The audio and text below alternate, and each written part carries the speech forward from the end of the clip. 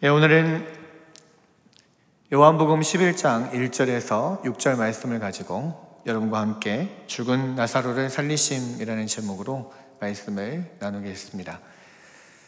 얼마 전에 가족끼리 함께 TV를 보는데요, 이탈리아를 배경으로 음악 버스킹을 하는 그런 프로그램이었습니다. 아름다운 이탈리아를 배경으로 버스킹을 하는 그런 내용들, 또 거기서 나오는 음악을 들으면서 참 너무 좋다, 정말 파란 하늘, 또 그 뒤에 유럽풍의 그런 많은 건물들, 아름다운 장면들, 또 아름다운 노래들 들으면서 참 좋다 했는데, 한편으로 그런 생각이 드는 거예요. 그게 바로 그 음악 프로그램이 찍어진 게 작년 4월이었습니다. 그걸 보면서 그 생각을 했습니다. 저기에 나오는 저분들 지금 안녕하실까? 과연 안녕할까? 저분들 혹시 저분들의 중에서 또 어떤 분들이 이번 코로나로 인하여서 또 어려움을 겪거나 그런 분들은 혹시 없었을까? 이런 생각을 하게 됐습니다. 불과 1년 전이에요.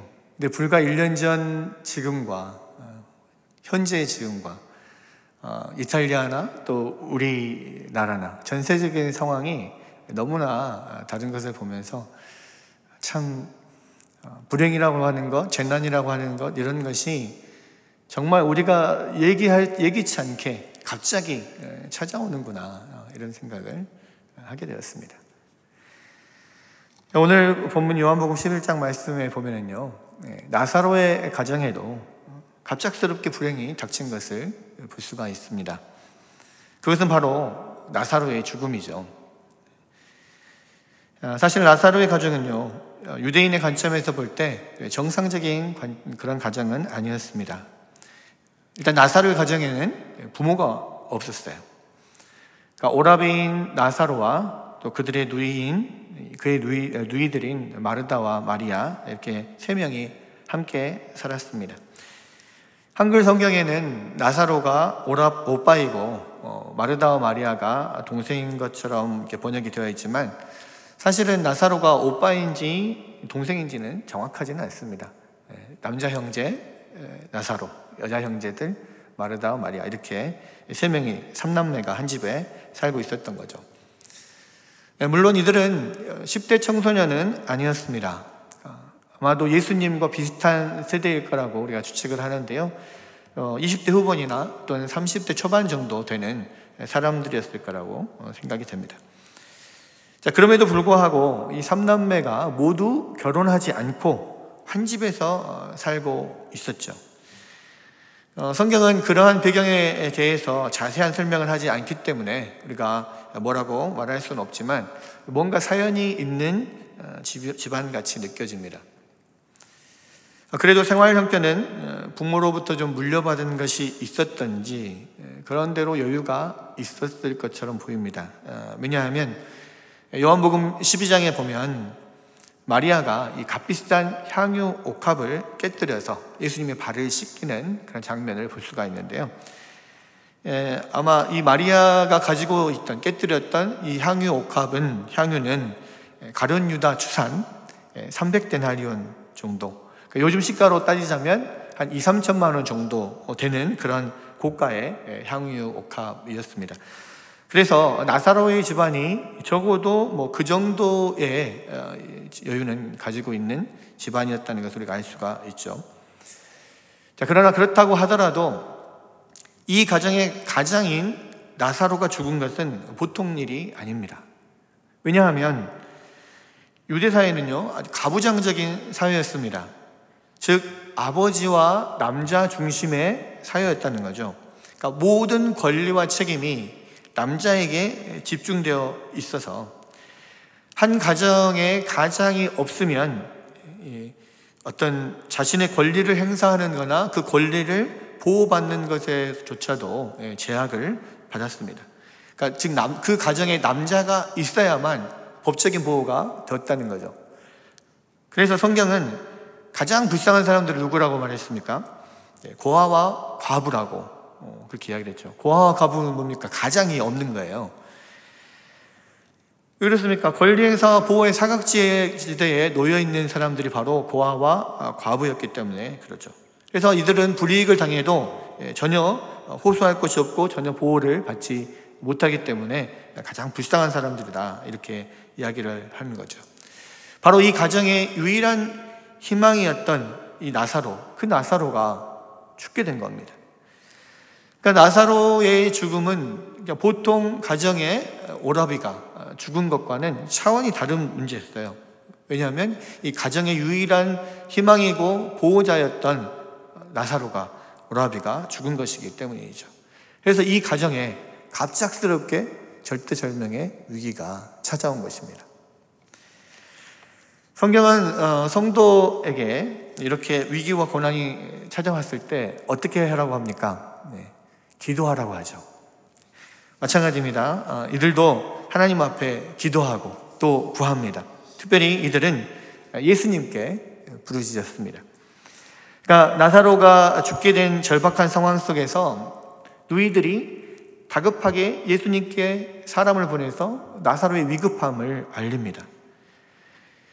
11장 13절에 주여 보시옵소서, 사랑하시는 자가 병들었나이다, 이렇게 전가를 보내죠. 우리가 생각할 때는요, 주님, 나사로가 병들어갑니다, 제발 빨리 와주세요, 이렇게 급하게 막 전가를 보낼 것 같은데, 마르다와 마리아는 단지 사랑하시는 자가 병들었나이다 이렇게만 알렸어요. 왜 그랬을까요? 아마 두 가지 이유가 있었을 겁니다.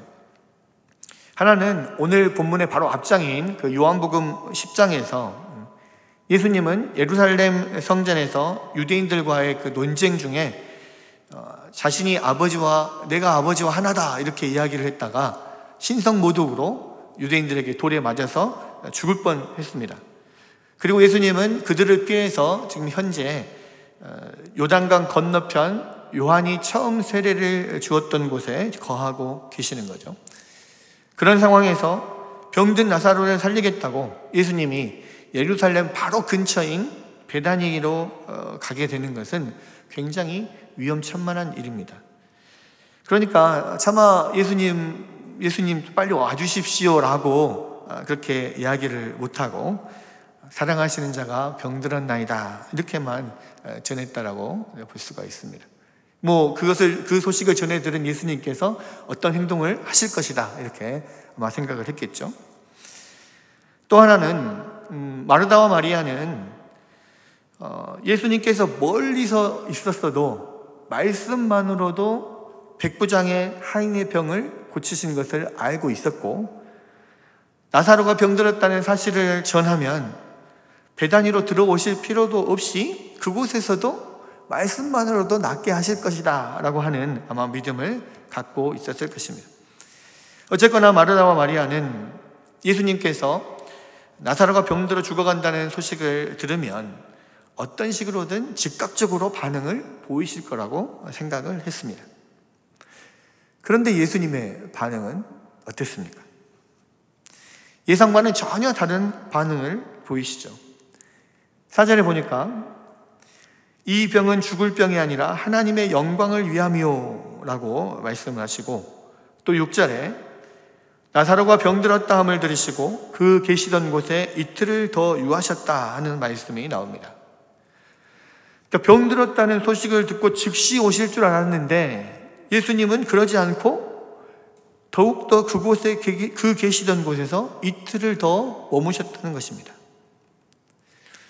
이때 나사로 가정의 반응이 어떤 것이었을까요? 아마 그 소식을 전해들은 마르다와 마리아는 가장 먼저 배신감이 들었을 겁니다. 5절에 보면 예수께서 본래 마르다와 그 동생 나사로를 사랑하시더니 또 그렇게 말하고 있는 것을 보는데요. 예수님과 그 나사로의 가족들은 보통 가까운 사이가 아니었습니다. 원래 예수님의 고향은 갈릴리 나사렛이었잖아요. 그러니까 갈릴리 지역의 나사렛에 계시다가 유대의 베들레헴 땅으로 오셔서 사역을 하실 때에는 머무실 곳이 마땅치가 않았어요. 그때 예루살렘에서 가까운 베다니에 사는 그 나사로의 가족들이 예수님을 집으로 영접해서 또 쉬실 수 있도록 그렇게 섬겼던 것 같습니다. 그래서 예수님은 나사로의 가족들과 많이 교제하셨고 또 그들을 많이 사랑하셨습니다. 그런데 그렇게 가깝게 지내던 예수님께서 나사로가 병들어 죽게 되었다는 소식을 듣고서는 이들이 볼 때는 외면하신 거예요. 여러분, 나사로와 그의 누이 마르다와 마리아는 그 소식을 듣고 그 마음에 얼마나 큰 상처와 배신감이 들었겠습니까? 예수님이 정말 우리를 사랑하시는 걸까?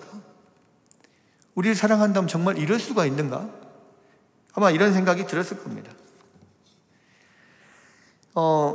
예수님은 나흘 후에야 비로소 나사로의 집을 찾아오셨죠.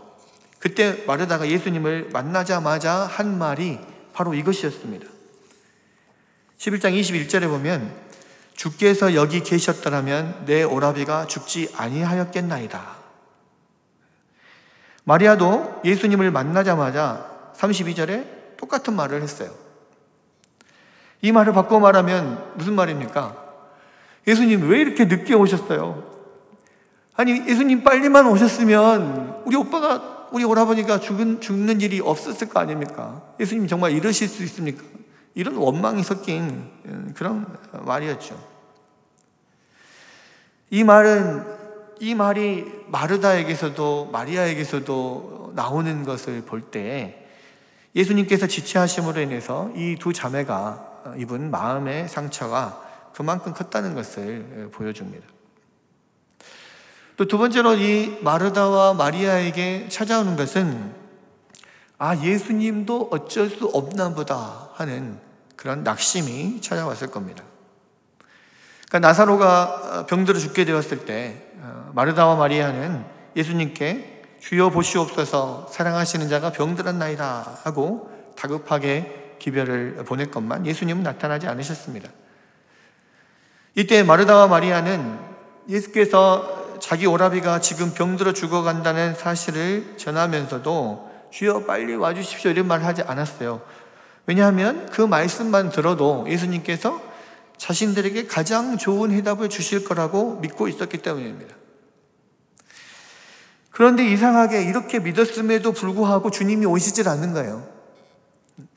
1분 1초를 지금 다투는, 생명이 지금 경각에 달린 그런 상황에서, 소문 꼴딱꼴딱 넘어가는 그런 상황에서 얼마나 초조하겠습니까? 아마도 그들은 10분이 멀다 하고 문 밖을 내다보면서 예수님과 제자들이 나타나기를 정말 목이 빠져라 기다렸을 겁니다. 그런데 주님은 오시지 않고 마침내 오라비는 숨을 거두게 되죠. 장례식까지 치렀어요. 장례식도 끝났습니다. 그런데도 예수님은 나타나지 않으셔요.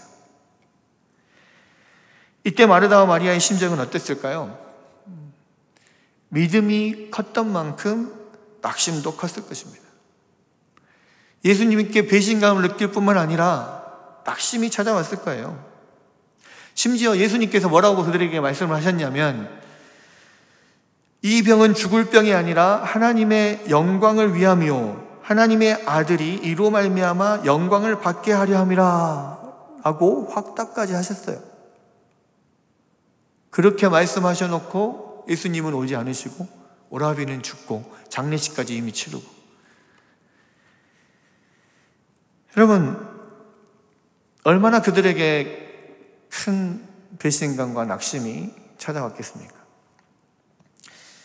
자, 우리의 경우도 마찬가지입니다. 우리가 고난에 있을 때, 또 고난 가운데 정말 해결하기 어려운 힘든 문제들, 또 계속해서 반복되고 우리를 괴롭히는 그런 문제들, 1년이고 2년이고 하나님 앞에 계속 이 문제를 해결해 달라고 기도를 하는데도 불구하고 전혀 변화가 없어 보일 때, 그 문제가 해결되지 않는 것 같을 때, 그렇게 느껴지는 게 낙심이에요. 이건 하나님도 어쩔 수 없는 문제구나. 또 그러다가 화가 납니다. 도대체 하나님, 나 정말 나를 사랑하신다면서 나에게 이럴 수가 있는가? 이런 생각을 드는 거죠.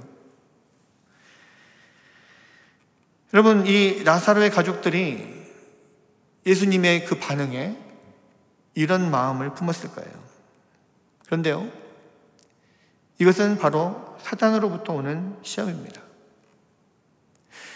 우리에게 고난이 찾아오는 것은 여러 가지 목적이 있어요. 그것이 사단이 우리를 시험하는 것일 수도 있고, 또 하나님께서 우리에게 이 시험과 고난을 통하여서 무언가 깨닫게 하시려고 주시는 것일 수도 있고, 또 이것을 통하여서 무언가 하나님께서 더 놀라운 일을 행하실 그런 고난일 수도 있습니다.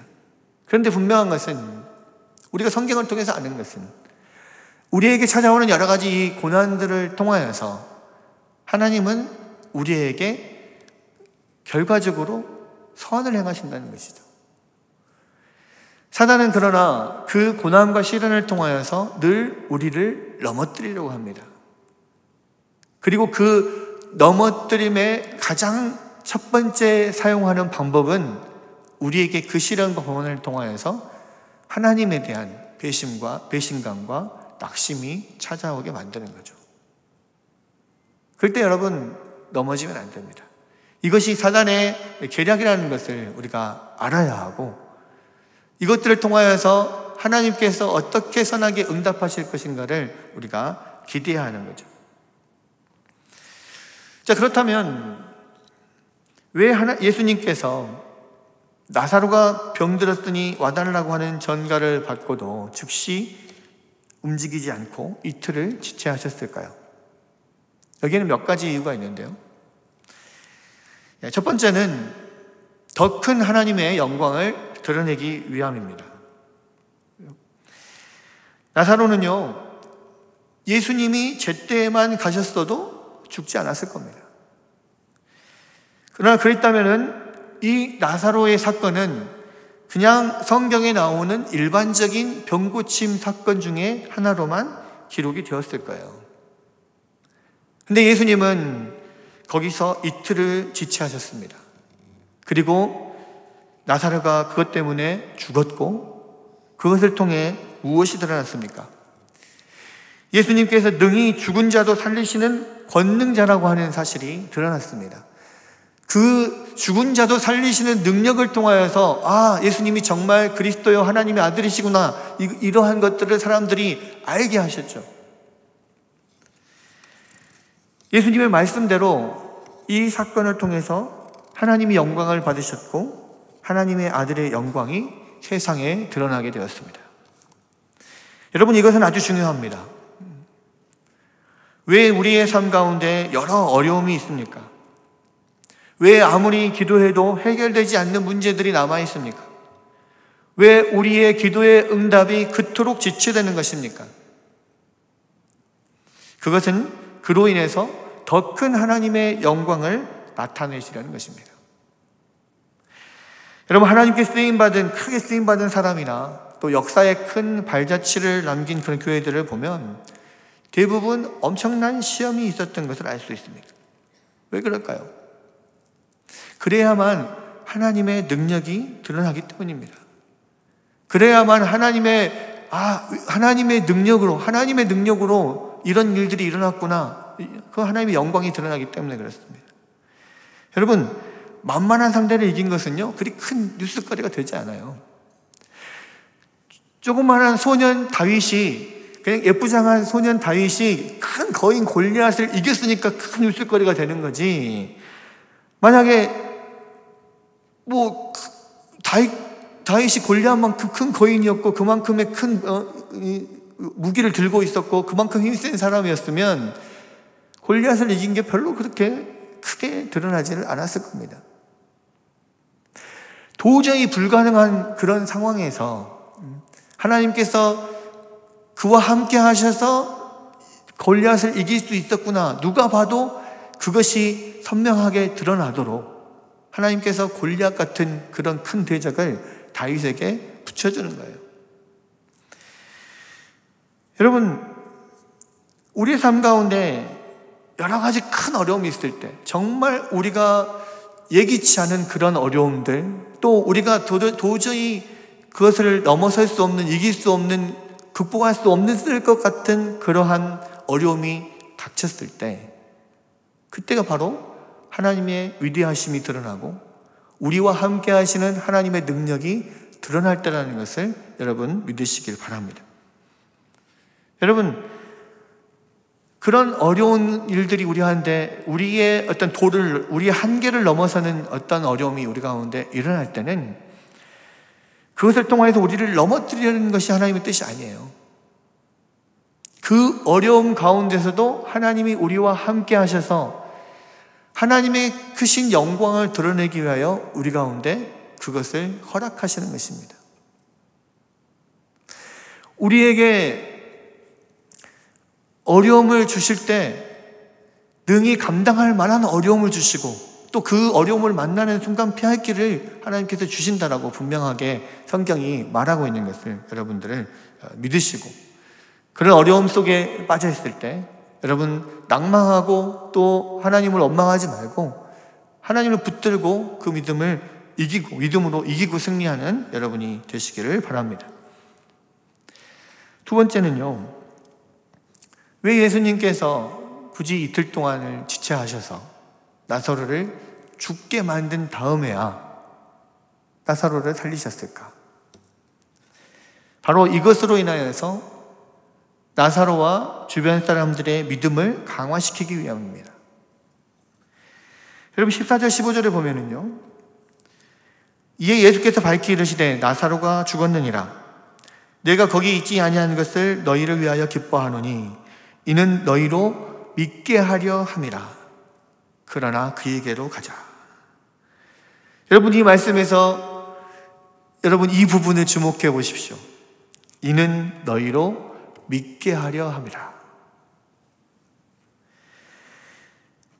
여러분 예수님이 이틀을 지체하며 늦게 가셔서 죽은 자를 다시 살리심으로써 먼저 나사로의 믿음이 굳건하여지고 그 다음에는 마리아와 마르다의 믿음이 굳건하여지고 그리고 예수님과 함께 했던 제자들의 믿음이 굳건하여집니다.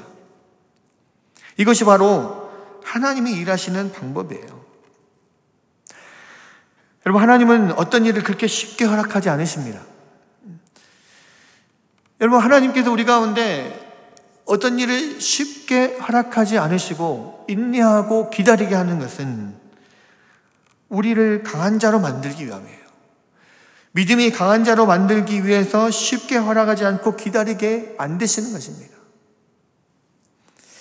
여러분 참 믿음이 무엇입니까? 여러분 역설적일 걸 수도 있고 조금 말이 안 되는 것이라고 생각할 수도 있겠지만 응답이 없을수록 더 잘 믿는 것이 참 믿음입니다. 여러분 아브라함을 보십시오. 로마서 4장 18절에서 22절에 보면 이렇게 기록되어 있습니다. 아브라함이 바랄 수 없는 중에 바라고 믿었으니 이는 내 후손이 이같으리라 하시는 말씀대로 많은 민족의 조상이 되게 하려 하심이라. 그가 백세나 되어 자기 몸이 죽은 것 같고 사라의 태가 죽은 것 같음을 알고도 믿음이 약하여지지 아니하고 믿음이 없어 하나님의 약속을 의심하지 않고 믿음으로 견고하여져서 하나님께 영광을 돌리며 약속하신 그것을 또한 능히 이루실 줄을 확신하였으니 그러므로 그것이 그에게 의로 여겨졌느니라. 아브라함은 75세에 내가 너로 큰 민족을 이루게 하겠다라고 하는 하나님의 약속을 받았습니다. 그러나 25년이 지나서 100세가 되도록 큰 민족은커녕 자기 아브라함과 사라의 그 사이에서 아들조차도 태어나질 않죠. 씨 하나조차도 태어나질 않아요.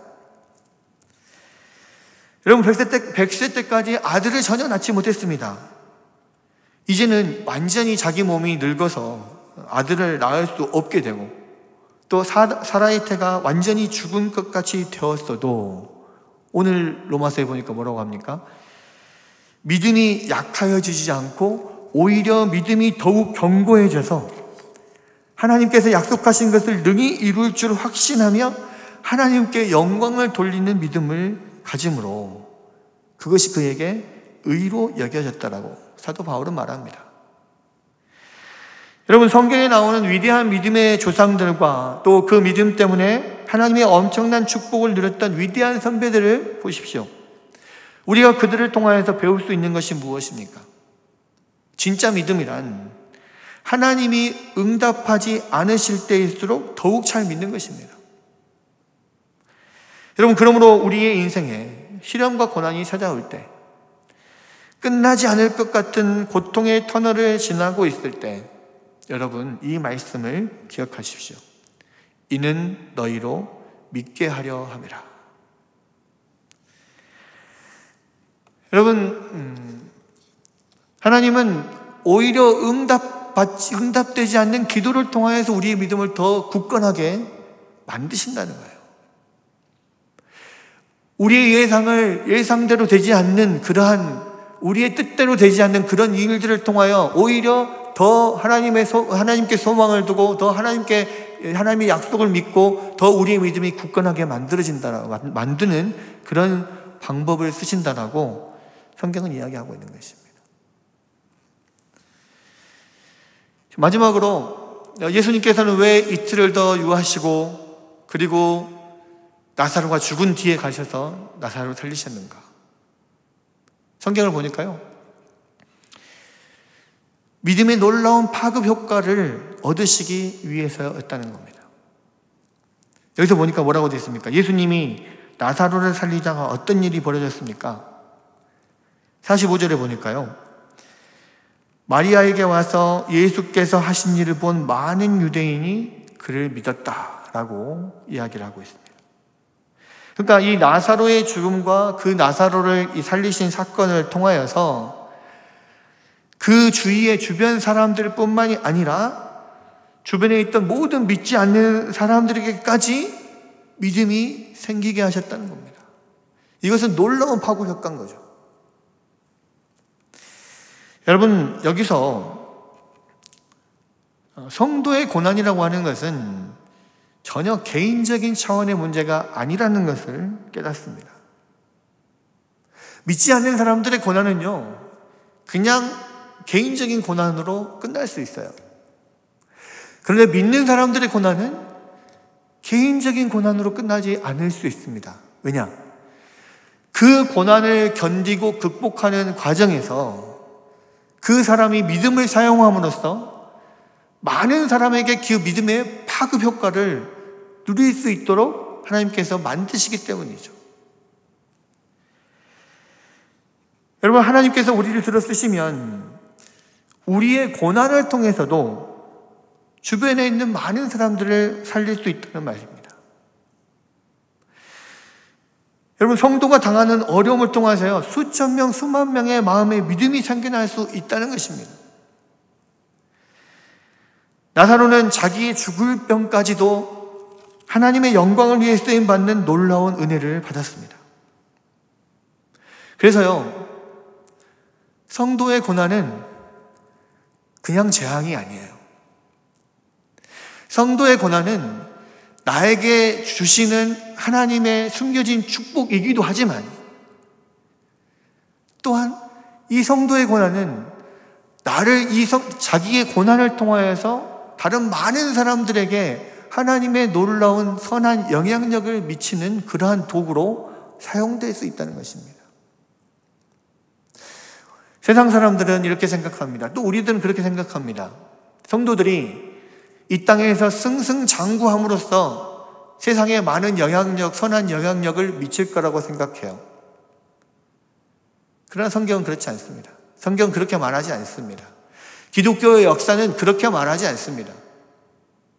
성도들이 가장 세상에 크게 영향을 미쳤던 때는 성도들이 고난을 받을 때였고, 성도들이 깨질 때였고, 성도들이 죽을 때였고, 성도들이 많은 사람들에게 억압을 받을 때였어요.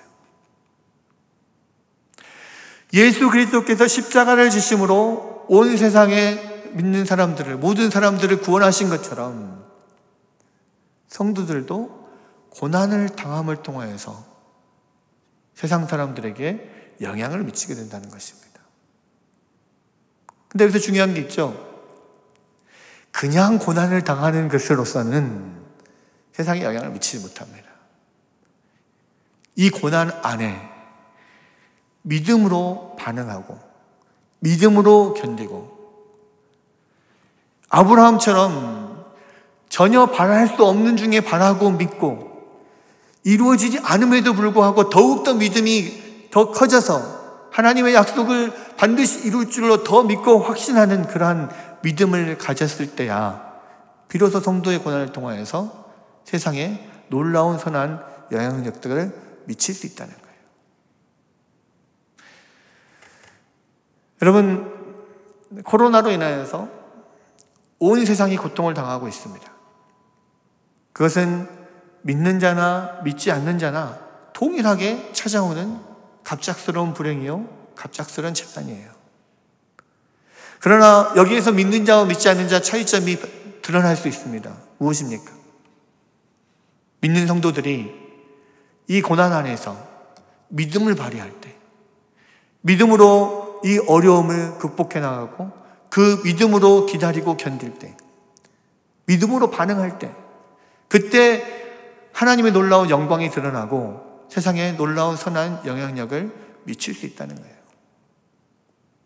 여러분, 한번 어려움 가운데서 어렵다, 힘들다라고만 생각하지 마시고 과연 우리가 성도로서 이 고난 속에서 어떻게 주님의 영광을 드러낼 것인지, 어떻게 이 고난을 통하여서 믿음으로 선한 영향력을 또 발휘할 것인지 우리가 이 말씀을 통하여서 생각해 보면 또 이 말씀을 붙들고 세상에서 승리하는 여러분들이 되시기를 주님의 이름으로 축원합니다.